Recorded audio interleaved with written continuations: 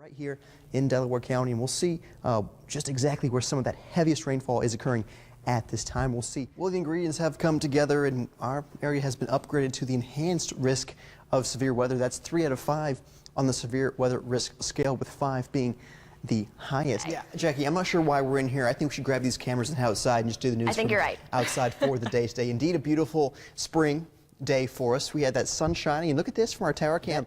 That snowflake can then turn into a raindrop and then fall through that warmer air before falling into that colder air, and it then refreezes and turns into a little ice ball, which is then our sleet through the overnight hours tonight. By 8 a.m. tomorrow, things look dry for the Making Strides Against Breast Cancer walk.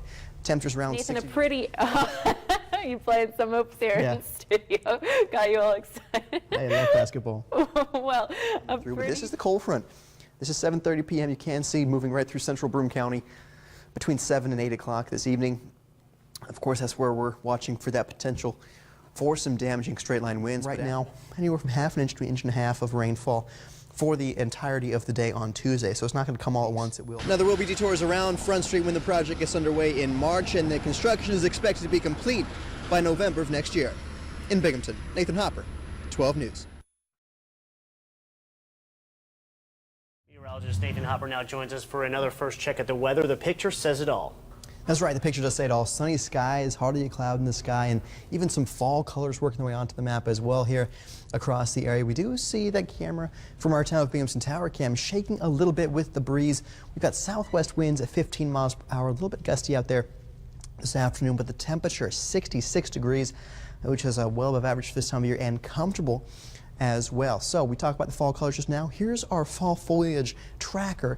It looks like the Adirondacks and Catskills have both passed peak in regard to maximum color. But here in our area, in Broome, Tioga, Cortland, Chenango counties, they are near peak or at peak. So a great weekend if you're heading out to go see some colors. It'll be sunny skies and warm, and I'll talk about that, and a chance of rain coming up in just a few minutes. Well, we've got a lot to talk about, so we'll jump right into the current temperatures and see temperatures already in the upper 70s and low 80s with those humidities up there as well. We see temperatures 86 in Apple Lake and 81 in Walton, 79 right now at the airport, but warmer at those lower elevations. We're seeing 82 degrees right now in Green. And here's the dew points. This is the measure of moisture in the air. We're seeing those dew points up there as well. Downright tropical across the area. We're seeing dew points around 70 degrees across the board, with downstate seeing dew points in the mid-70s. Now, we have heat, we've got moisture. The next thing we need is a forcing to make some thunderstorms, and that forcing is right here in this form of this cold front, and that's motoring eastward toward us and strengthening as it moves across the upper Great Lakes as well. So this is what we're keeping our eyes glued to, and we can see that cold front extending down right through the Ohio River Valley and down into southern Indiana and Illinois, and already severe thunderstorm warning issued for western New York State. So again, we're keeping our eyes glued to this and tracking it as it's moving across western New York. But just a few clouds in our area. I do expect filtered sun to mainly clear skies through the day today, which is just adding to this ingredients for some severe weather in the afternoon. And this has actually expanded now toward the south and west, the enhanced area, enhanced risk for severe weather. That's 3 to 5 on the severe weather risk scale, and that includes all the twin tiers for us here this evening. So here's what we're looking for today's severe weather threat. More sun we see today, the more destabilization we have of the atmosphere, the more energy these storms can have. Now, the storms begin after about 4 p.m., but I don't expect the main front to be here until about 5 o'clock or so in our western counties.